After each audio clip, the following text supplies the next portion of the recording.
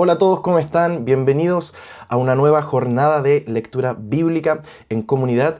Y quería aprovechar esta hora de almuerzo, de colación que muchos tienen en el trabajo, en la escuela o en la universidad, para que estudiemos juntos el capítulo de Hechos 15, que es un capítulo muy importante porque nos va a dar la dirección o las luces de cómo poder resolver problemas dentro de la iglesia, y que no es un problema menor, es un problema doctrinal, es un problema de enseñanza, de una decisión tan importante que nos afecta a nosotros como iglesia hasta el día de hoy, después de 2000 años desde que se tomó esta decisión.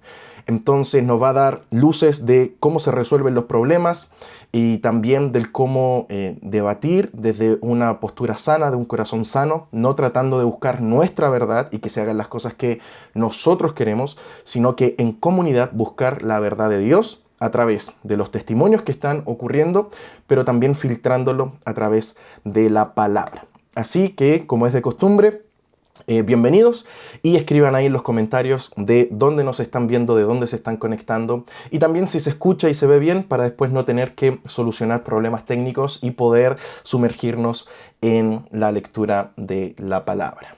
Así que bienvenidos a todos los que ahí ya veo que se están conectando. Voy a cambiar rápidamente mi cámara para que ya nos adentremos en Hechos capítulo 15. Me encanta esta vista. Así que cualquier pregunta o duda lo pueden dejar en el chat, yo lo estoy viendo acá. Y luego este video va a quedar también grabado para que lo puedan ver en la posteridad. ¿Ok? Entonces, vamos. Hechos capítulo 15. Mire lo que dice. Entonces, algunos que venían de Judea enseñaban a los hermanos: siempre que partimos leyendo un capítulo, necesitamos ir al capítulo anterior. ¿Para qué? Para tener el contexto de lo que está pasando. Sabemos que la Biblia y estas cartas no se escribieron en capítulos, son párrafos, es una carta de continuo. Entonces los capítulos y los versículos los puso después obviamente el hombre para tener un mayor orden y entender mejor la Biblia. Por ejemplo, es más fácil decir vayan a Hechos capítulo 15, versículo tanto, que decir, bueno, en el párrafo 17 la carta dice. Entonces uno tendría que buscar el párrafo. Eso. Pero siempre les recomiendo que puedan leer el capítulo anterior para entender de lo que está hablando el capítulo del día de hoy. Si es que estás siguiendo nuestro plan de lectura, puede que tengas más fresco lo que pasó el día anterior, porque lo estamos leyendo un capítulo por día. Pero si no, siempre partir por lo menos con los últimos versículos del capítulo anterior. ¿Qué está pasando acá? Sigue Pablo y Bernabé en sus viajes misioneros, a mí me gusta llamarlo apostólicos, porque ya vimos en la clase anterior que realmente la obra misionera que nosotros hoy día conocemos como misiones, en realidad es la obra apostólica, y que no la hace cualquier persona, sino que en este caso lo están haciendo los fundadores de la iglesia de Antioquía, que son personas maduras en su mente, maduras en el espíritu y maduro también en la palabra. No es cualquier persona, son personas fundamentadas en la palabra. Entonces, mire lo que pasa acá. De allí navegaron a Antioquía, o sea, de la última ciudad que estuvieron predicando, desde donde habían sido encomendados a la gracia de Dios para la obra que habían cumplido. Dos cosas.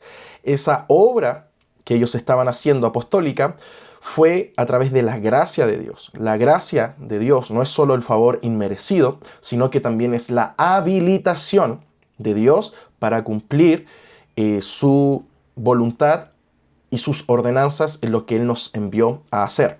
Entonces, cada vez que Dios te habla a hacer algo, también Él te da la gracia particular para poder lograrlo. Y mire lo que dice: para la obra que habían cumplido. ¿Qué quiere decir esto? Que en Hechos 13 Dios lo envió a través del Espíritu Santo para una obra en específico, y ellos la hicieron, la cumplieron y volvieron a Antioquía. Eso es algo que nosotros debemos entender. Dios no envía a la gente y no improvisa con la gente. Él los envía para una obra en específico, y esa obra tiene muchas veces un punto de inicio y un punto de final. Entonces necesitamos saber en qué parte de eso se encuentra la temporada que estamos viviendo hoy. Y dice, y habiendo llegado y reunido a la iglesia, refirieron cuán grandes cosas había hecho Dios con ellos. Le están contando todos los testimonios de estos viajes misioneros y cómo había abierto la puerta de la fe a los gentiles. Específicamente, una de las cosas que más los marcó a ellos fue cómo Dios se movió en los gentiles, en los no judíos. Y quedaron allí mucho tiempo con los discípulos. De nuevo, cosas que a mí me gustan mucho son detalles, pero estos detalles de verdad que marcan la diferencia. Primero, volvieron, y no es que volvieron y se fueron enseguida, se fueron al siguiente mes a la siguiente obra misionera, no. Se quedaron mucho tiempo allí. ¿Por qué? Porque ellos son los fundadores de la iglesia y tenían que seguir preparando ¿a quién? Y esto es algo que me gusta, a los discípulos. ¿Se recuerdan que en Hechos 11, por primera vez los llamaron cristianos a la iglesia o a los discípulos del Señor? Pero eso es algo que lo llamó la ciudad. No es que Jesús los haya llamado así, Jesús siempre los llamó como discípulos. Pero aun cuando ya eran conocidos como cristianos, ellos seguían ocupando este lenguaje. Discípulos, discípulos, discípulos. Porque el discípulo es aquel que sigue el camino de Jesús, que renunció a su vida o a su forma de vivir y ahora toma la vida de Jesús y vive según el camino de Jesús. Ese es un discípulo y es lo que marca la diferencia. Entonces, ahora volvieron de su viaje misionero y se quedaron en Antioquía por mucho tiempo con los discípulos. Y aquí pasamos a Hechos 15. Mire lo que dice acá. Entonces, algunos que venían de Judea, o sea, de la iglesia allá en Judea, en Jerusalén, enseñaban a los hermanos: si no os circuncidáis conforme al rito de Moisés, no podéis ser salvos. Miren qué enseñanza peligrosa. Ellos estaban enseñando que la salvación viene por la circuncisión, que la salvación viene por actos físicos, por rituales físicos. Y ojo, no es cualquier persona, no es que sean judíos ortodoxos que no creyeron en Jesús, sino que ellos venían de allá y enseñaban, siendo parte de la iglesia, o convertidos, no lo sé, enseñaban esto. Quizás creían en Jesús, pero seguían con costumbres antiguas, o quizás no tenían esta revelación, o quizás eran muy neófitos todavía en el Evangelio, y trajeron estas enseñanzas. Pero miren lo que pasa acá. Mucha atención, líderes y pastores. Ustedes que me están viendo, miren lo que pasa acá con la reacción de Pablo y Bernabé ante estas falsas enseñanzas. Dice, como Pablo y Bernabé tuviesen una discusión y contienda, y esto me da mucha risa, no pequeña con ellos. O sea, ¿qué quiere decir? Pablo y Bernabé se dan cuenta que estos hermanos están enseñando esto y los confrontaron. No se quedaron callados, los confrontaron y no fue una discusión pequeña. Esta es la forma elegante de decir que discutieron con todo. Los confrontaron. ¿Por qué? Es importante nosotros como pastores y líderes cuidar a las personas que están bajo nuestra responsabilidad. No podemos dejar que cualquier otra persona fuera de la iglesia venga con enseñanzas falsas, venga con doctrinas distorsionadas de la palabra de Dios. No nos podemos quedar callados. No nos podemos quedar callados. Aquel que se queda callado frente a falsas doctrinas es cómplice. Es cómplice. En Apocalipsis, el libro de Apocalipsis, si no me equivoco, capítulo 2, el Señor escribe a las iglesias, y hay algo que le escribe a una iglesia en particular, que es que ellos permitieron la enseñanza jezabélica. Ellos no estaban enseñando una enseñanza distorsionada, pero ellos permitieron que existiesen líderes que sí enseñasen enseñanzas distorsionadas. Entonces, el que permite también es cómplice. Entonces nosotros tenemos que confrontar rápidamente cualquier enseñanza equivocada que no esté sustentada en la palabra. ¿Ok? El que se queda callado, lamentablemente es cómplice. Y dice, se dispuso que subiesen Pablo y Bernabé a Jerusalén y algunos otros de ellos a los apóstoles y a los ancianos para tratar esta cuestión. O sea que discutieron fuerte y por ahí quizás estos judíos se defendieron y como que no llegaban a un acuerdo, y dijeron, bueno, vamos entonces a Jerusalén y vamos a verlo y ojo con esto, no con Pedro, porque muchos creen que era Pedro el que lideraba la iglesia y era solo él y todo giraba en torno a él. Y ya lo hemos visto en estos 15 capítulos que no es así, sino que ellos subieron para debatir esto con los apóstoles y los ancianos. Y esto es algo que vamos a ver en todo el capítulo, que todas las decisiones se toman en comunidad, en el equipo de líderes, en el equipo de apóstoles, en el equipo de ancianos.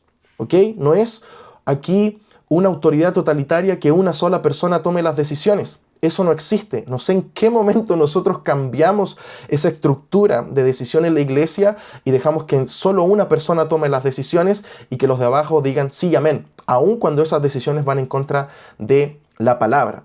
Entonces necesitamos volver a equipos de liderazgo, a equipos pastorales, a presbiterios, a directorios que tomen la decisión juntos y que sean personas de peso, porque por ahí hay algunas iglesias que sí tienen otros pastores, aparte de los pastores principales, pero esos otros pastores no tienen ningún peso. Aquí en Chile decimos pesa menos que un paquete de cabritas, porque lo único que hacen es decir sí y amén y cuadrarse a lo que digan los pastores principales.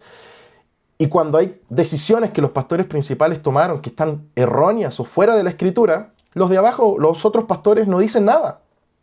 Entonces no son realmente líderes y pastores, son gente administrativa que administran quizás las ovejas, las iglesias, pero en realidad no están tomando decisiones de peso.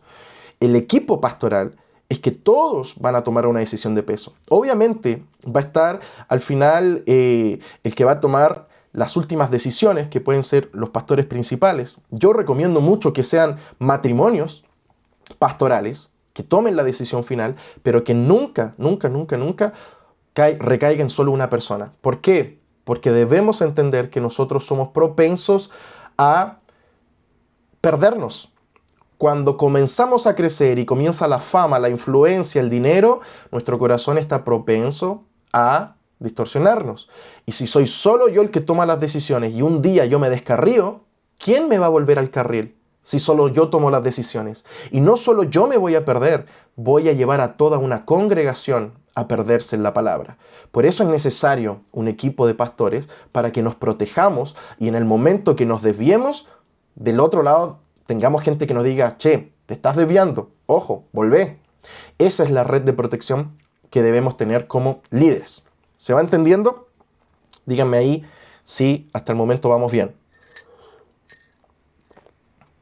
Yo tomo café para estas clases, pero me estoy dando cuenta que el café me seca la boca y necesito tomar agua. Pero eso lo haremos en otra oportunidad. Entonces, van con los apóstoles y ancianos. Ellos pues, habiendo sido encaminados por la iglesia, pasaron por Fenicia y Samaria, o sea, iglesias hermanas que quedan de paso hacia Jerusalén. Y ellos pasaron ahí, los visitaron, contando la conversión de los gentiles y causaba gran gozo a todos los hermanos. Esto es muy lindo de una vida en comunidad de iglesia. No solo nuestra iglesia, sino que visitar a nuestros hermanos y contarles lo que el Señor está haciendo, que eso trae mucho gozo.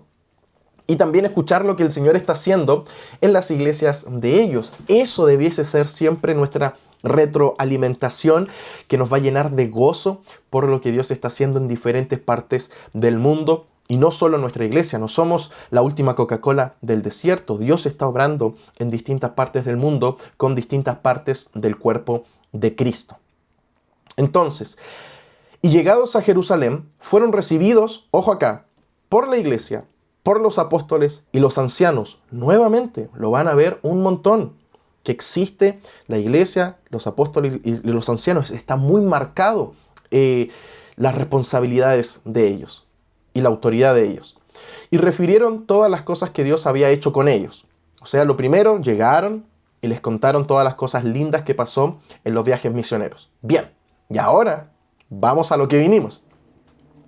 Pero algunos de la secta de los fariseos que habían creído al camino, que habían creído en Jesús, se levantaron diciendo, es necesario circuncidarlos y mandarles que guarden la ley de Moisés. Puntos importantes. Los fariseos no son los malos de la película. ¿ok? Cuando uno entiende la historia, se da cuenta que fueron los que, sobre todo en el exilio de Babilonia, más protegieron la palabra y que el pueblo de Israel no se fuese ante dioses paganos, ¿ok? Ahora, habían fariseos que creyeron en Jesús y fueron parte de la iglesia, ¿ok? Cosa que no vemos de los saduceos, porque históricamente vas a darte cuenta que los saduceos son personas judías y griegas que tienen ascendencia de levita o de Aarón y que compraron puestos sacerdotales y son bien corruptos porque su mente era griega, pero hacían el oficio judío, pero toda su vida era más pagana que judía. Entonces, los que sí creyeron en Jesús fueron los fariseos, porque ellos estaban muy enraizados en la palabra, sabían mucha Biblia. Por eso vemos que el joven rico era fariseo, que Jairo era fariseo, que solo los fariseos sí reconocían a Jesús y lo invitaban a sus casas porque les hacía sentido los que predicaban. Entonces, estos fariseos se convirtieron, pero ellos siguen con pensamientos antiguos o anteriores. Todavía quizás no había llegado la revelación de la gracia, etc. Pero eran fariseos cristianos. No eran fariseos solo judíos o que odiaban a Jesús. No, eran fariseos que habían creído en Jesús. Entonces, dice que trajeron este tema a la mesa, que debían circuncidarse los gentiles. Y mira lo que pasa acá. Y se reunieron los apóstoles, de nuevo, no solo Pedro. Yo quiero derribar eso y que quede muy claro. No fue solo Pedro el que tomó esta decisión. Se reunieron los apóstoles, los ancianos, para conocer de este asunto. O sea, para que investiguen y resolvamos este asunto ahora. ¿Y qué me gusta de eso? Que hay humildad.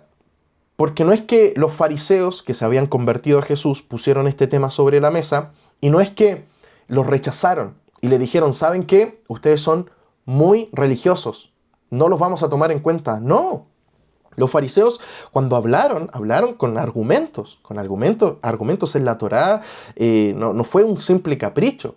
Entonces ellos aceptaron este tema, que lo pusieron sobre la mesa y dijeron, bueno, ocupémonos de esto y veamos qué sucede con este asunto.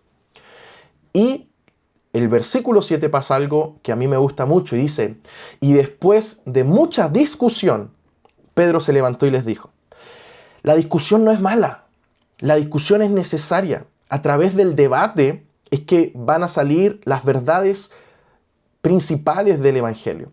A través del debate se va a caer todo aquello que está construido en paja, todo aquello que está construido simplemente en opiniones humanas, y solo va a quedar el fundamento principal de la palabra y de Cristo.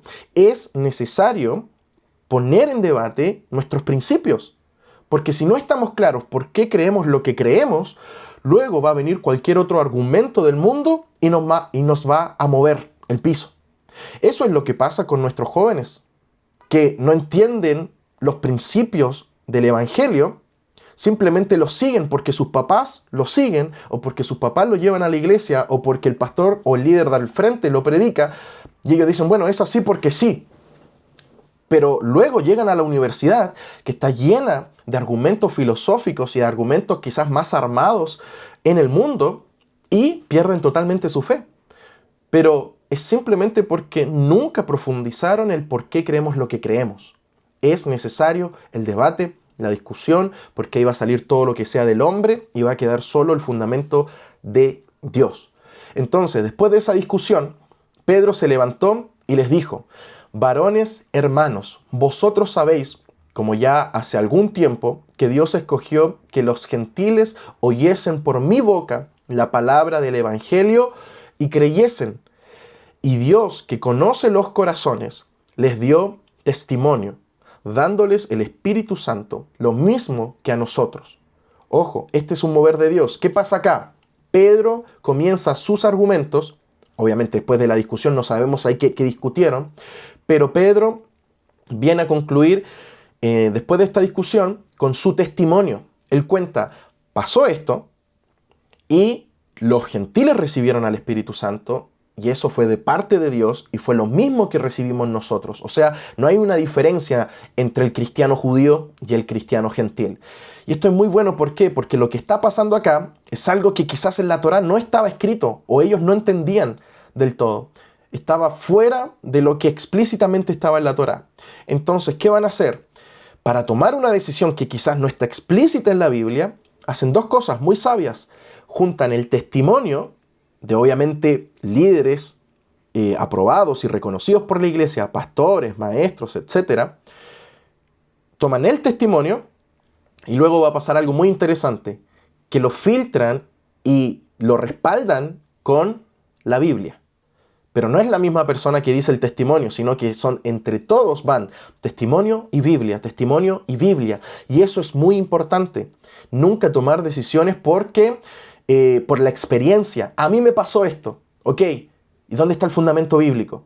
¿Dónde está la dirección bíblica que compruebe esto? Porque si no está, o por el contrario, incluso la Biblia lo prohíbe, no me puedo llevar solo por la experiencia. O sea, las dos son necesarias, pero siempre la experiencia y el testimonio debe estar fundamentado en las Escrituras. Entonces, él cuenta su testimonio y ahí le dice, ahora pues, ¿por qué tentáis a Dios poniendo sobre la cerviz de los discípulos? Y eso me encanta. Recuerden que en Hechos 11 ya les llamaron cristianos. Aquí vuelven a decirle discípulos. Ese era el lenguaje que ocupaban entre ellos. Un yugo que ni nuestros padres ni nosotros hemos podido llevar. Aquí no solo está hablando de la circuncisión, sino que de la ley de Moisés. Ese es el yugo que ellos no han podido llevar. Antes creemos que por la gracia del Señor Jesús seremos salvos. Entonces, aquí están poniendo un fundamento del Evangelio de Jesús. Somos salvos por gracia, no por obras, y mucho menos por circuncisión. Entonces, seremos salvos de igual modo que ellos. Tanto para el judío cristiano como para el cristiano gentil, la salvación es por gracia. Entonces, toda la multitud cayó y oyeron a Bernabé y a Pablo que contaban cuán grandes señales y maravillas habían hecho Dios por medio de ellos entre los gentiles. Testimonio de Pedro, testimonio de Bernabé y Pablo. Y ahora miren lo que pasa. Y cuando ellos callaron, o sea que después de los testimonios siempre estaban, wow, mira lo que pasó, esto, o sea, todos estaban ahí opinando. Y lo repito, eran líderes, no era solo con cualquier persona, no. Era una reunión seria de líderes. Dice, y cuando ellos callaron, Jacobo respondió diciendo, y esta es la parte clave, varones hermanos, oídme, Simón ha contado cómo Dios visitó por primera vez a los gentiles para tomar de ellos pueblo para su nombre. Y con esto concuerdan las palabras de los profetas como está escrito. Él trae el fundamento bíblico. No puede solo ser testimonio, fundamento bíblico. Y aquí cita al profeta. Después de esto volveré y reedificaré el tabernáculo de David que está caído y repararé sus ruinas y lo volveré a levantar para que el resto de los hombres busque al Señor y todos los gentiles sobre los cuales es invocado mi nombre. Él está citando acá a Amós 9:11. ¿Vieron? Testimonio fundamentado sobre la palabra del Señor.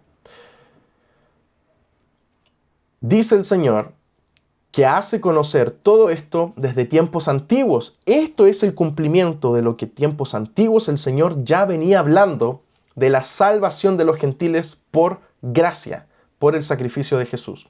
Por lo cual, yo juzgo, dice, con todo lo que hemos discutido, con los testimonios y con la palabra de Dios, yo llego a la conclusión que no se inquieta a los gentiles, aquellos que se convierten a Dios, sino que se les escriba que se aparten de las contaminaciones de los ídolos, de fornicación, de ahogados. De ahogado es de comer animal que se ha matado ahorcado, y de sangre. Ojo, ahí hay algunas discusiones, pero, por ejemplo, el tema de las prietas, que es esta parte del cuerpo que es simplemente un coágulo de sangre gigante que se come en los asados. Pero es una de las cosas que ahí los apóstoles, para ellos sí era importante que se cuidaran de estas cosas. De los ídolos, obviamente, de la fornicación Y esto es muy importante, ¿por qué? Porque por ahí hay algunas personas que dicen que, supuestamente cristianos, diciendo que da lo mismo el sexo antes del matrimonio. No sé de dónde sacaron eso, pero aquí están diciendo, ojo, los ídolos y la fornicación, cuídense de eso. O sea, no hagan esas cosas. De los ahogados y de la sangre. Porque Moisés, desde tiempos antiguos, tiene en cada ciudad quien lo predique en las sinagogas donde es leído cada día de reposo. ¿Qué está diciendo acá? Algo muy sabio. Miren, vamos ahora a estos gentiles que se están convirtiendo, que no tienen un trasfondo judío, que no saben muchas cosas que nosotros sí sabemos. Vámonos a lo más crítico, a lo principal, que se cuiden de ídolos, fornicación y de estos alimentos, que es la sangre y el ahogado. Eso es como lo principal, porque dice, porque después, todos los sábados, en las sinagogas se predica Moisés. Y cuando se predica Moisés, no solo se predica la ley, sino que se predican los principios detrás de eso. La purificación, la santidad, la soberanía de Dios, etc. Entonces dicen, ahora veamos lo más crítico y lo demás, ellos lo van a ir ¿cómo se llama esto? Aprendiendo con el tiempo. Dice, se enfocaron en lo principal y más urgente, porque lo demás puede ser construido con el tiempo y con la vida de iglesia. Y eso es muy importante, porque hay veces que queremos predicar la Biblia completa a la gente de afuera y debemos ser sabios para que el Señor nos utilice en predicar lo que necesitamos en ese momento y luego el resto de ese discipulado se hace en la iglesia local, en la comunidad semana tras semana. ¿Ok? Entonces, esto es lo que propone Santiago o Jacob.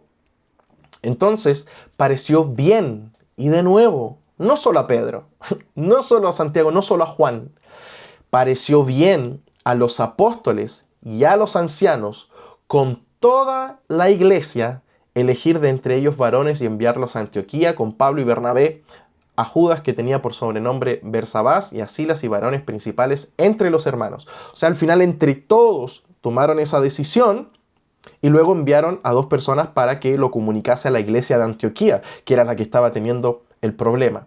Y miren esto de acá, tanto Silas como Judas eran principales entre los hermanos. Yo creo que eran parte de los ancianos porque ellos tenían una autoridad en la iglesia y eran reconocidos por la iglesia. ¿Ok? No eran cualquier persona, no eran un cartero o un mensajero, no. Eran líderes principales también de la iglesia. Y miren eso. Y escribir por conducto de ellos, los apóstoles y los ancianos y los hermanos, a los hermanos de entre los gentiles que están en Antioquía y en Siria y en Cilicia, nos saludan. O sea, vieron que siempre incluyen a los apóstoles, los ancianos y la iglesia. Por cuanto hemos oído que algunos que han salido de nosotros, ahí confirma lo que les dije al principio, no es que eran judíos ortodoxos, no, salieron de ellos, de la iglesia de ellos, miren, a los cuales no dimos orden. Lo que pasa acá es el típico hermano que no se sujeta a sus pastores y anda por ahí predicando y anda yendo a otras iglesias y trayendo enseñanzas falsas. Y aquí lo que están diciendo, sí, ellos salieron de nuestra iglesia, pero nosotros no los enviamos. Ojo con eso. Y aquí quiero contar rápidamente un testimonio que fue real para que lo entendamos. Una vez fui a predicar a un lugar y fueron 2 jovencitas de otra ciudad que ellas se movían como profetas. Pero eran profetas que no tenían una iglesia, no se congregaban. Pueden tener el don profético, sí, pero no se congregaban en una iglesia, no las pastoreaba nadie, no rendían cuentas a nadie. Y de nuevo, estos profetas independientes son los más peligrosos que puede haber. Quizás ni siquiera de un mal corazón, sino que de alguien inmaduro en el espíritu. Y estas personas fueron y se quedaron en casa de una de las personas de la iglesia, de un matrimonio, que fueron a ese evento. Y yo me devuelvo después de predicar a Santiago. Y luego los pastores me llaman contándome que estas 2 muchachas, profetas independientes, sin iglesia, estaban en la noche en la casa de este matrimonio y comienzan a ministrar, ojo, a ministrar a la dueña de casa, a la esposa. de este matrimonio. Y ellas, sin criterio alguno, con una inmadurez total, sacan a la luz en el espíritu, porque yo creo que sí tenían el don profético, pero sumamente inmaduro, sacan a la luz una infidelidad que había pasado, ¿ok?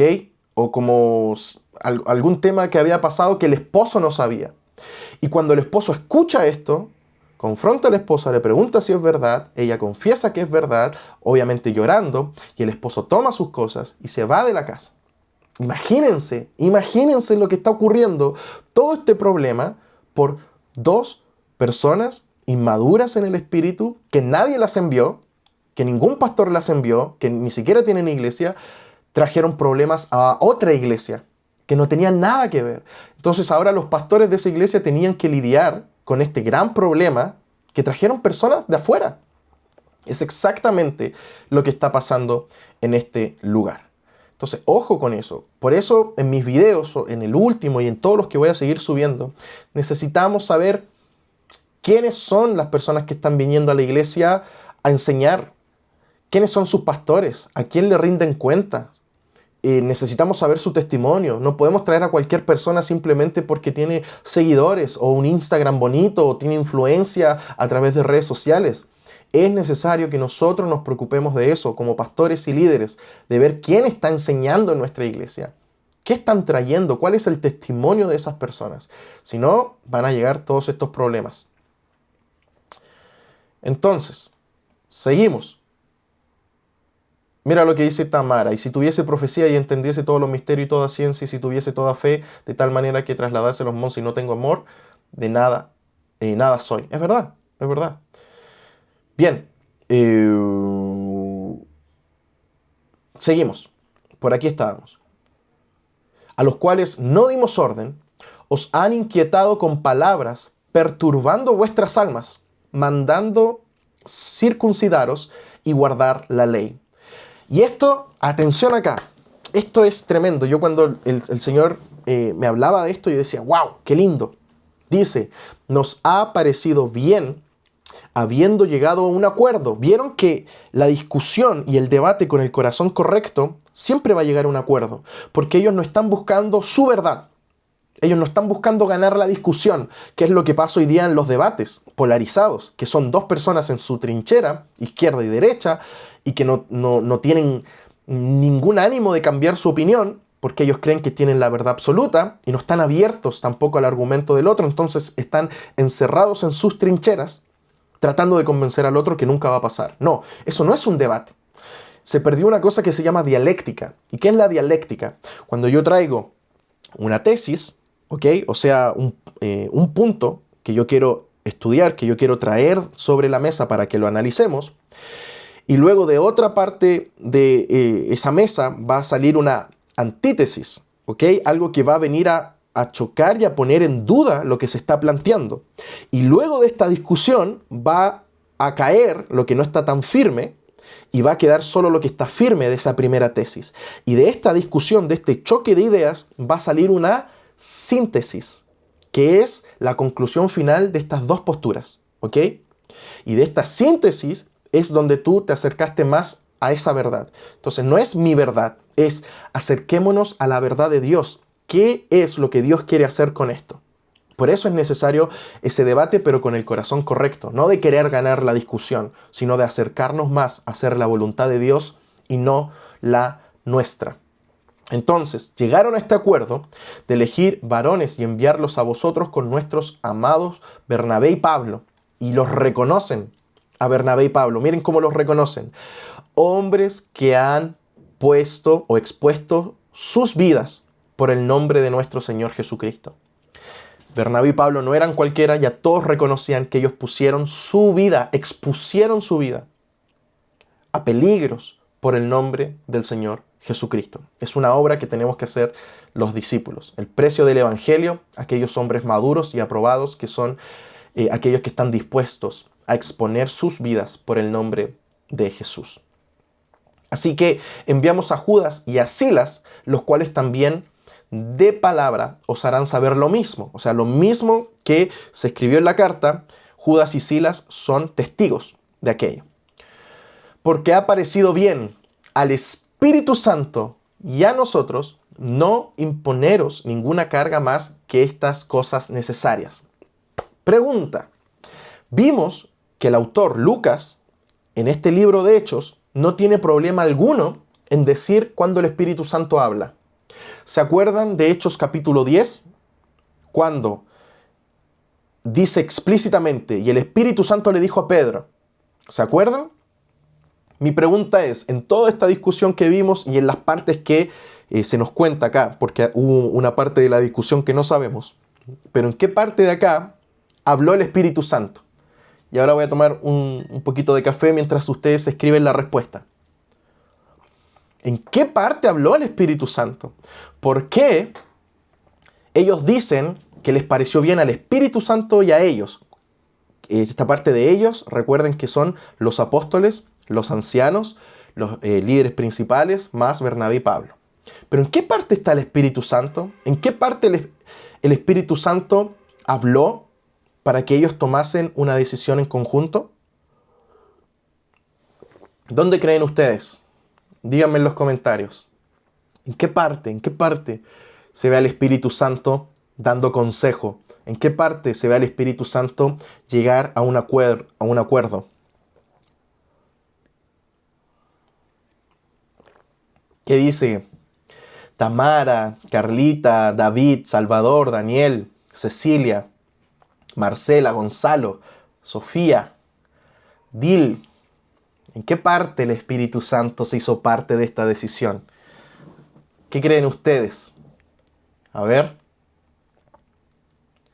Esto es muy importante que lo entendamos. Porque no lo están diciendo simplemente porque sí. El Espíritu Santo también estuvo en medio de esta decisión. Y la clave de esto, cuando yo le preguntaba, yo no sé si me hago preguntas o muchas preguntas a veces, pero yo le decía al Espíritu Santo, Espíritu Santo, ¿dónde estuviste acá en esta decisión? Y él me llevó al versículo donde dice que todos los profetas profetizaron por el Espíritu Santo. O sea, bajo la unción del Espíritu Santo hablaron los profetas. Ellos no hablaron por su propia voluntad. ¿Ok? Entonces, cuando aquí Santiago habla del profeta y cita al profeta, en realidad lo que está citando es la voz del Espíritu Santo, la enseñanza del Espíritu Santo a través del profeta. ¿Se entiende? ¿Se va captando? Porque todos los profetas no hablaron por su propia voluntad, sino que hablaron bajo la unción del Espíritu Santo. Entonces, esta parte de citar la palabra, no es solo citar la palabra, es citar la voz de Dios. La palabra es la voz de Dios, la voz del Espíritu Santo, la voz del Señor Jesús. Muchos queremos escuchar la voz en oración, pero el otro día estaba leyendo algo que me gusta mucho. La oración, en una comunicación necesitamos dos vías, ¿verdad? Un receptor y un comunicador. Entonces, yo hablo, el otro recibe, escucha y responde. Entonces, muchas veces nosotros pensamos que en oración, y está bien, es esta conversación con Dios, pero pensamos que son las dos vías en el mismo lugar. Pero en realidad, la vía de comunicación con Dios es la escritura, es cuando Dios nos habla a nosotros. Y nuestra oración y nuestro tiempo de oración es nuestra respuesta a lo que Dios habló en las escrituras. Ese debiese ser nuestra conciencia de lo que estamos haciendo. Porque Dios ya habló a través de las escrituras. Por eso Jesús dice, Padre, santifícalos en tu palabra, porque tu palabra es la verdad. Porque la palabra de Dios, la palabra escrita, sigue siendo hasta el día de hoy la palabra de Dios, lo que Él nos está hablando. Entonces, cada vez que tú quieres escuchar lo que Dios te está hablando, abre tu Biblia. ¿Qué te está hablando hoy Dios? Te está hablando en lo que tú vas a estar leyendo de Él. ¿Qué porción de la palabra de Dios estás leyendo? Eso es lo que Dios está hablando a tu vida. ¿Cómo vas a responder a eso? Bueno, es lo que nos queda a cada uno de nosotros. Entonces, por eso los apóstoles dijeron que al Espíritu Santo y a nosotros nos pareció bien, porque ellos citan a los profetas y esos profetas hablaron en la unción del Espíritu Santo. Fue el Espíritu Santo que habló a través de los profetas. Entonces, ¿queda claro eso? ¿Es de bendición entenderlo? ¿Por qué hay que leer la Biblia? La importancia de leer la Biblia, porque es la voz de Dios a través de las letras impresas. Y seguimos acá. Tuki, tuki, tuki. Listo. Porque ha parecido bien al Espíritu Santo y a nosotros no imponeros ninguna carga más que estas cosas necesarias, que se abstengan del sacrificio a ídolos, de sangre, de ahogado y de fornicación. Sí es importante para el liderazgo, para el Espíritu Santo, el tema de la fornicación, ¿ok? No crean ninguno de esos movimientos o doctrinas que están diciendo que no es importante o que no es pecado el sexo fuera del matrimonio, etcétera, etcétera. No importa la influencia que tengan esas personas, no están hablando verdad, ¿ok? ¿De cuáles cosas sí os guardaréis? Bien haréis. Pasadlo bien. Me da mucha risa ese pasadlo bien, es versión Reina Valera, pero lo sentí mucho como, y disfruten en el Evangelio, que no sea una carga gravosa, como lo querían hacer estos judíos que dijeron que se circunciden y cumplan la ley de Moisés. No, es absténganse de estas 4 cosas y después pásenlo bien, disfruten esta nueva vida en Cristo Jesús. El Evangelio es para disfrutarlo. Muchas veces estamos tan concentrados en el viejo hombre y en la carne y nos olvidamos tanto de disfrutar nuestra nueva creación, el nuevo hombre. Debemos disfrutar de nuestra nueva vida en Cristo, ¿ok? Me pareció muy lindo eso de pasarlo bien. Así pues, los que fueron enviados descendieron a Antioquía, de Jerusalén a Antioquía, y reuniendo a la congregación entregaron la carta, habiendo leído la cual se regocijaron por la consolación. Este consuelo de disfrutar el Evangelio y no tener que circuncidarse y cumplir la ley de Moisés, este consuelo viene también de lo que predicó acá Pedro, que es que somos salvos por gracia y no por obras. Eso trajo regocijo, eso trajo calma, trajo consuelo al corazón de la iglesia en Antioquía. Y aquí algo súper de paréntesis, por eso es bueno marcar las categorías que tenemos con los colores, porque así rápidamente puedo descubrir que este es el Evangelio, ¿vieron? Entonces, volvemos abajo.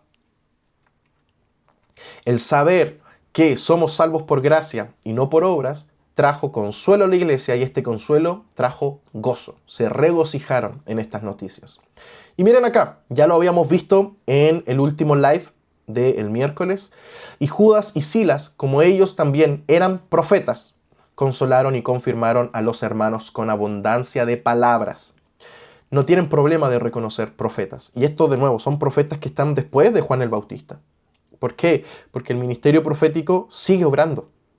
Y ya explicamos que cuando Jesús dice que los profetas profetizaron hasta Juan, no quiere decir que cesó el don profético, sino que de los profetas del Antiguo Testamento profetizaron de Jesús hasta Juan, porque en Juan Jesús ya se reveló. Entonces ya no iban a profetizar más sobre Jesús si ya estaba Jesús revelado.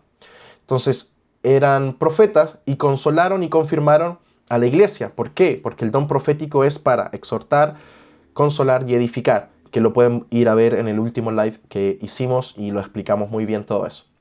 Y con abundancia de palabra. Y de nuevo, esta abundancia de palabra no es cualquier palabra, no es, los voy a consolar de mira, pobrecito de ustedes. No. ¿Qué es lo que trae consuelo? Lo mismo que trajo consolación acá arriba, la palabra. La palabra de Cristo, Cristo en nosotros, esperanza de gloria. Ese es el consuelo que traen, el consuelo de Jesús, el consuelo de la resurrección, el consuelo de que Jesús va a volver, el consuelo de que somos salvos por gracia, el consuelo de que en nuestra cruz está firme nuestra salvación.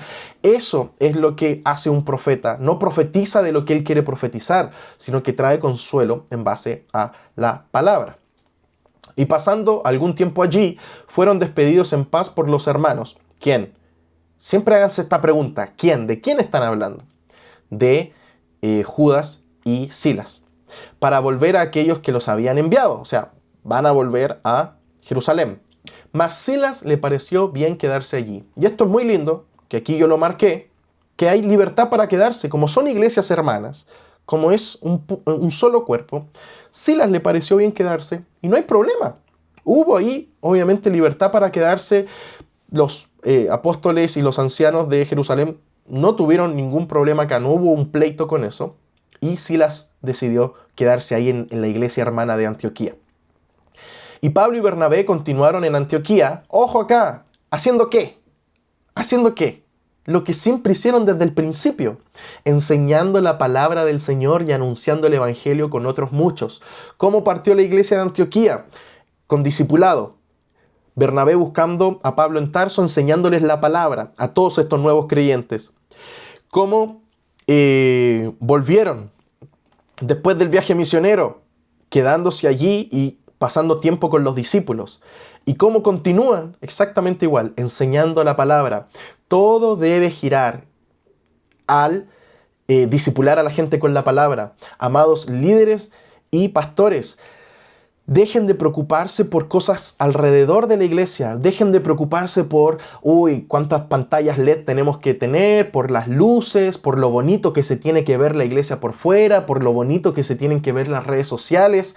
Si ustedes se preocupan de eso, van a seguir igual. No van a crecer o van a tener un crecimiento mínimo. Ustedes quieren que la iglesia crezca, crezcan en la palabra. Crezcan en la palabra, discipulen a su gente, siéntense a leer la Biblia. Nosotros con los chicos y con amigos ya estamos teniendo esa costumbre y el hábito de juntarnos, leamos aunque sea un capítulo de la Biblia. Juntarse a leer la Biblia. Eso es lo que va a hacer crecer tus iglesias. Mire lo que decía en Hechos capítulo 4. Volvemos para atrás muy rápido. No se desconecte, por favor, de esto porque es crucial. Mire lo que dice Hechos capítulo 4, si es que no me equivoco.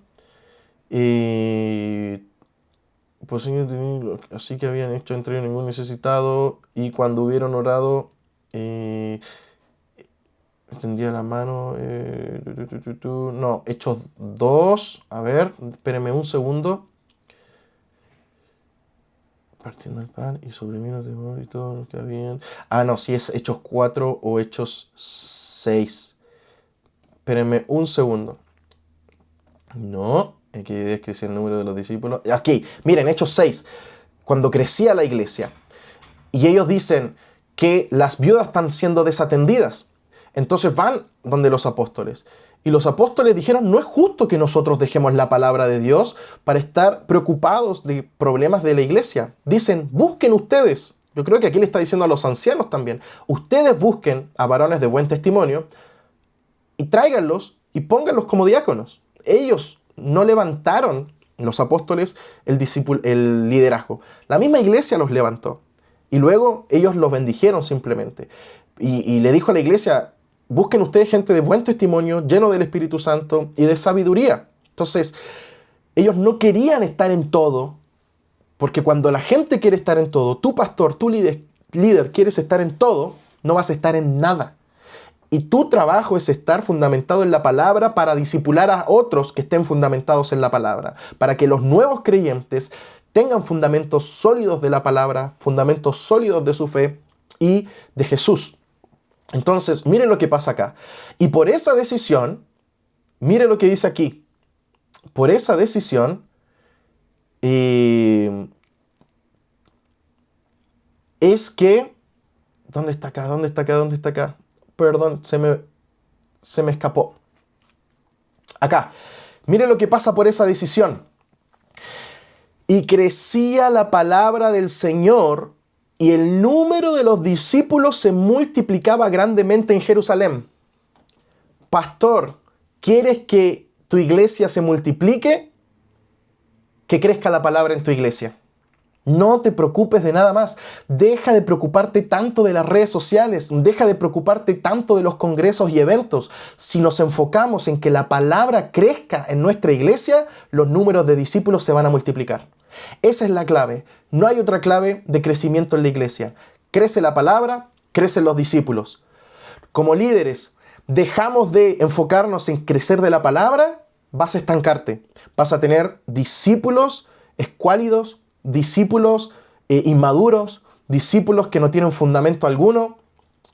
Entonces, pastores y líderes, enfoquémonos en crecer en la palabra, porque ¿qué es crecer en la palabra? Y en la oración, como dice acá Pedro, es crecer en la revelación de Cristo. Los apóstoles no solo se metieron en la Biblia para aprender más de la Biblia, no. Se enfocan en la palabra y en la oración para que Cristo sea revelado. Para ahora volver a leer la Torá, pero ahora como tienen al Espíritu Santo van a entender cómo la Torá habla de Jesús, cómo los profetas hablan de Jesús. Y esa revelación de Cristo que va a crecer porque hay pastores y líderes enfocados en la palabra y en ninguna otra cosa más, por consecuencia, va a hacer que cuando ellos enseñen la revelación de Cristo y que las personas que oigan eso ya van a dejar de ser solo creyentes, sino que ahora van a ser discípulos de Jesús, discípulos maduros de Jesús, con fundamentos de Jesús, y eso va a llevar por consecuencia a que se multiplique la iglesia. ¿Está siendo de bendición esto o no? Espero que sí. Y espero que el Señor nos esté hablando. Dejemos de enfocarnos en las añadiduras. Que todo se vea bonito estéticamente, que todo suene bonito, tener influencia en redes sociales. Eso es pura basura. Eso es pura cosa secundaria. Y que estamos tan llenos de eso que nos engañó este mundo pensando que eso es lo más importante cuando es la palabra. Si llega gente a tu iglesia por redes sociales y ven que no hay palabra, rápido se van a ir. Rápido se van a ir. Porque lo que deja el fundamento es la palabra del Señor en la revelación de Cristo. No es simplemente predicar por predicar. En la revelación de Cristo lo que va a hacer que los discípulos se multipliquen. Díganme ahí en los comentarios si eso les fue de bendición y si Dios está hablando a sus vidas. Entonces, por eso Pablo y Bernabé, los fundadores de Antioquía, cuando vuelven, continuaron enseñando la palabra del Señor. Nunca se salen de esto. Y anunciando el evangelio con otros muchos. ¿Qué parte del evangelio están anunciando aquí? Salvos por gracia. Después de algunos días, Pablo dijo a Bernabé, volvamos a visitar a los hermanos en todas las ciudades en que hemos anunciado la palabra del Señor para ver cómo están. Es necesario chequear constantemente cómo van las otras iglesias, cómo van la gente que estás discipulando, cómo van aquellos nuevitos que se están acercando al Señor. Es necesario preocuparnos de eso. Y Bernabé quería llevarse consigo a Juan, el que tenía por sobrenombre Marcos, pero Pablo no le parecía bien llevar consigo al que se había apartado de ellos desde Panfilia y no había ido con ellos a la obra. Y hubo tal desacuerdo entre Pablo y Bernabé que se separaron el uno del otro. Bernabé tomando a Marcos navegó a Chipre y Pablo escogiendo a Silas salió encomendado por los hermanos a la gracia del Señor. Aquí los últimos puntos que son importantes y a mí me da un poquito de risa algunas cosas. Primero, Pablo se le olvidó que a él también le dieron una segunda oportunidad. Muchos creen que Pablo aquí está bien, pero en realidad yo siento que más Bernabé. Porque Bernabé es hijo de consolación y Bernabé fue el que le dio una segunda oportunidad a Pablo. Porque nadie se quería juntar con Pablo por su pasado persiguiendo a la iglesia y fue Bernabé quien lo fue a buscar y lo llevó a los apóstoles. Fue Bernabé quien lo fue a buscar y lo llamó para fundar la iglesia de Antioquía. Entonces Bernabé tiene ese corazón bueno de segundas oportunidades. Pablo parece que se le olvidó. Fue más tajante. Y algo que me da mucha risa es que dice que Lucas es el autor de este libro y dice, y salió encomendado por los hermanos a la gracia del Señor. Da a entender que solo Pablo y Silas fueron. Pero hay que saber que Lucas también era compañero de Pablo. Entonces, no sé, yo creo que la balanza estaba cargada un poquito más hacia otro lado. Pero, ¿qué es lo lindo de acá? Que aunque hubo discusión, como en todo el capítulo, al final no fue una discusión para muerte ni para destrucción, sino que fue una discusión que al final llevó el evangelio a más lugares al mismo tiempo. Ahora, dos grandes apóstoles, Bernabé y Pablo, que lo vimos en el live del miércoles, vayan a verlo si tienen una duda sobre eso.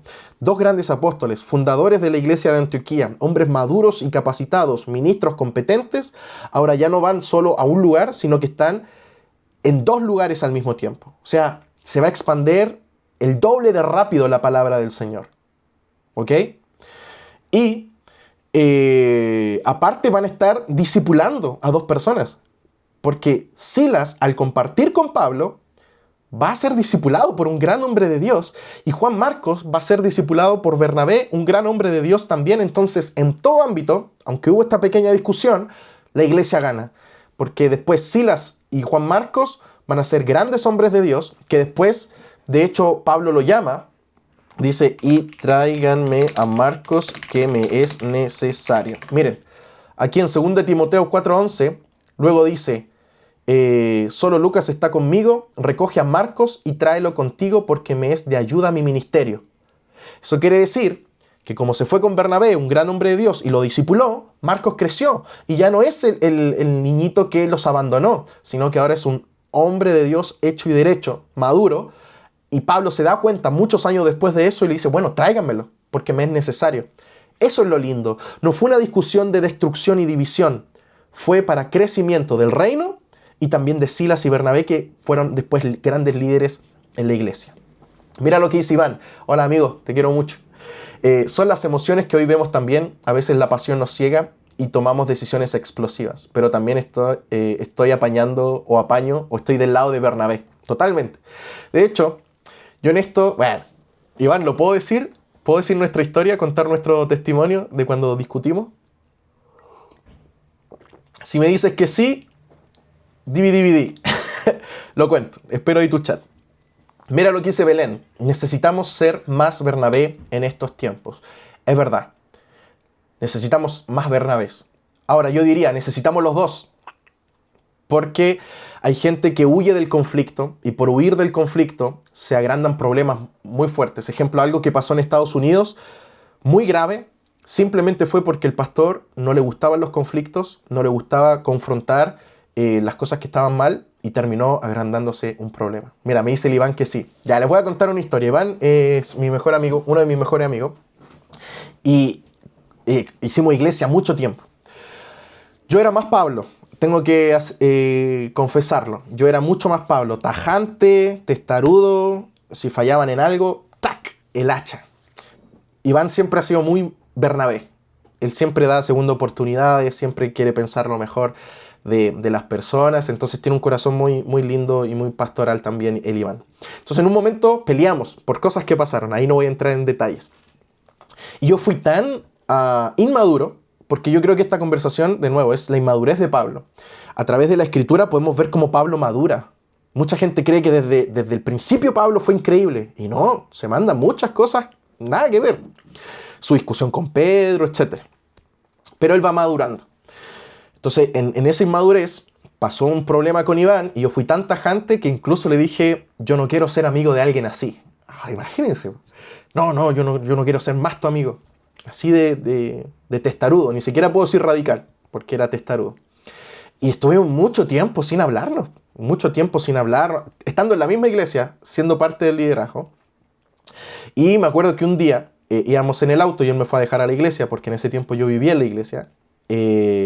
Y él fue como súper calmado, obviamente. Había una tensión, obviamente, ahí en el aire. Y él comienza como la conversación y me dijo como que extrañaba nuestra amistad. Y eso obviamente partió ahí mi corazón testarudo y yo le dije que también lo extrañaba. Y al final nos pusimos a llorar, nos reconciliamos, yo le pedí perdón, obviamente, y volvimos obviamente en esa amistad tan linda. Entonces, bueno, esa historia yo le digo que son cosas que pasan y puedo ver lo mismo ahí en Bernabé y Pablo, que pasó lo mismo. Así que Iván, te amo mucho, amigo, y gracias por ser Bernabé. Pero, como dice Belén, yo le agregaría que necesitamos más Bernabés, pero también necesitamos Pablo. Es lo mismo que necesitamos a un apóstol Juan, que un apóstol Juan es mucho del amor y el perdón, etcétera, que está bien, pero también necesitamos un Juan el Bautista, que diga, generación de víboras, arrepentidos de sus malos caminos y contemplen a Cristo. Necesitamos de los dos. Dil, te amamos mucho. También te amamos, amigo. No hay Pablo sin Bernabés. Necesitamos ambos para hacer una gran iglesia. Amén. Exactamente. Necesitamos los dos. Yo creo que cuando aprendamos a caminar en esas dos unciones, va a ser muy linda la iglesia, muy sana. Porque de nuevo, las discusiones no pueden ser para destrucción. Siempre va a ser una oportunidad para ser más como Jesús, para extender perdón, gracia y para unirnos. Porque al final es cómo resolvemos los conflictos los que nos va a unir. Las personas más unidas son las que más conflictos pudieron resolver en amor. Así que los conflictos no son malos, son una oportunidad también para fortalecer el vínculo. Y bueno, eso. Y él pasó confirmando a las iglesias. Este es un muy lindo capítulo, a mí me gusta muchísimo, porque podemos ver cómo en la parte humana de la iglesia, en los problemas que hay, aún así el Señor en su gracia y misericordia toma todo eso para bien. Pero la clave para que eso suceda es tener un corazón sano.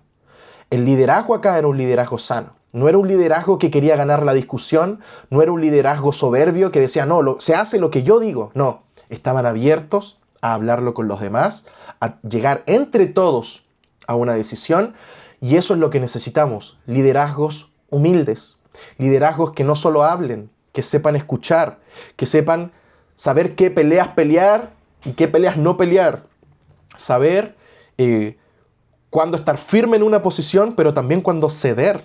Hay gente que quiere que todo el tiempo ganar y hacer lo que ellos quieren. Y eso solo va a destruir la iglesia, no la va a edificar. Entonces, eso es un punto. Y segundo, el crecer en la palabra. Chicos, en general, es la palabra la que va a multiplicar la iglesia, no las redes sociales, no las canciones lindas, no lo estético. Es la palabra lo que va a multiplicar en discípulos. Porque por ahí pueden haber iglesias multitudinarias, pero que no se predica la palabra, solo un evangelio de prosperidad. Y sí, pueden ser 10.000 personas, pero la calidad de esos cristianos, ¿cuál es? No busquemos cantidad, busquemos calidad. Y la calidad de discípulos maduros solo se va a dar por la palabra y la revelación de Cristo en la Biblia. Te quiero mucho, amigo, te quiero mucho. Bien, ¿les parece? Oramos. Es muy lindo este capítulo, por eso quería hacer un live y no perder la oportunidad de compartirlos con ustedes. Vamos a orar. Casi siempre se me corta en la oración. Estoy con chorcito. Vamos a orar. Cierren ahí sus ojos. Y Señor, te damos gracias por la iglesia. Te damos gracias, Señor, porque a pesar de las discusiones, Señor, es tu iglesia el diseño perfecto. En la iglesia, Señor, el cuerpo de Cristo, lo que sigue siendo tu voluntad, Señor. Padre, te pedimos, danos un corazón humilde para amar a nuestros hermanos por sobre todas las cosas y poder solucionar con humildad y con sabiduría los problemas que podamos tener en nuestras iglesias, Señor. No permitas nunca, Señor, que la soberbia, el ego, el orgullo nos lleve a dividirnos, Señor, sino que en los conflictos que tengamos siempre busquemos tu verdad, tu propósito y no el nuestro, Señor. Ayúdanos y enséñanos a menguar, Señor. Enséñanos a tomar decisiones en comunidad. Danos sabiduría. Yo oro, Señor, específicamente ahora, para que tú traigas revelación a los pastores y líderes de iglesias independientes que quizás no están en denominaciones, y llévalos, Señor, a armar un grupo de presbiterio real, un grupo de pastores que los ayuden a tomar decisiones, que cuiden el corazón de ellos y la doctrina de la iglesia, para que la doctrina no sea distorsionada, Señor, para que los pastores principales tampoco sean engañados en sus propios pensamientos, Señor, sino que sean humildes de tomar decisiones entre todos, porque es en la iglesia, en el cuerpo, en la multitud de consejo y de gracia y sabiduría que vamos a tomar las mejores decisiones, Señor. Yo te pido específicamente por la iglesia en Latinoamérica y en Chile, que tú les hables a los pastores y podamos ser pastores humildes, iglesias humildes, Señor, en tomar decisiones. Por amor a ti, por amor a la iglesia, no por amor a nuestros propios beneficios, Señor. Yo te doy gracias, Señor, por el Espíritu Santo, porque es el Espíritu Santo que nos lleva a reconciliarnos, que nos lleva a consuelo, que nos lleva a enfrentar estos problemas, Señor, de convivencia dentro de la iglesia, pero resolverlos para bien. Padre, yo te pido también, llévanos a profundizar más en la palabra, porque es en tu palabra, Señor, que nosotros vamos a ser fundamentados. Es en tu palabra, Señor, que la iglesia va a ser multiplicada. Cuando se multiplica la palabra, se multiplica la revelación de Cristo, se multiplican los discípulos y se multiplica el reino de los cielos. Señor, Quita la pereza, que todos los días podamos leer, aunque sea un capítulo de la Biblia. Señor, que luchemos contra la procrastinación, que le demos, Señor, nuestro tiempo de Biblia y oración, la prioridad máxima en nuestras vidas, Señor, y que los afanes de este mundo, Señor, que nos están quitando el tiempo, Señor, danos la fuerza para decirles no más a la procrastinación, no más a estar 5 o 8 horas en Instagram o 6 horas viendo Netflix, y ni 5 minutos de palabra, Señor. Queremos poner las prioridades en orden. Y tu palabra y los tiempos de oración contigo debiesen ser el fundamento de nuestras vidas. Señor, que la iglesia en Chile se fundamente en la palabra. No en otros evangelios, no en las añadiduras del evangelio, sino que en la palabra. Gracias por mis hermanos que están conectados. Gracias por los pastores y líderes que también están conectados y verán este video. Y te pido, Señor, danos sabiduría, sabiduría y temor de Dios, sabiduría y temor reverente a ti. No es nuestra iglesia, aunque nosotros la hayamos fundado o armado, levantado con sudor, sangre, tiempo y dinero, aún así no es nuestra iglesia, las personas no son nuestras. Es tu iglesia, Jesús, y tú edificas la iglesia en el fundamento tuyo y como tú quieras, Señor, edificarla. Así que, Señor, danos sabiduría, danos humildad y danos temor reverente delante de tu iglesia. Padre, yo bendigo a mis hermanos, que sigas bendiciendo, Señor, este fin de semana, que los bendigas en sus iglesias locales, que puedan disfrutar con sus hermanos y en familia también este privilegio de ser hijos tuyos. Gracias, Señor, en el nombre de Jesús. Amén. Amén, amén, amén. Gracias por estar ahí, por conectarse y siempre ser parte de esto. Les mando un abrazo enorme y nos vemos la próxima semana, quizás en un live o el miércoles a las 7 de la mañana en Zoom. ¿Les parece? Eso, amigos. Los quiero mucho. Lean sus Biblias. Siempre. Bye. Me voy a desconectar aquí. Gracias, Dil. Gracias, Marcia. Gracias, Iván, Martina, Belén. Gracias a todos. Gracias. Gracias, Amaris. Que esté muy bien. Chao, chao.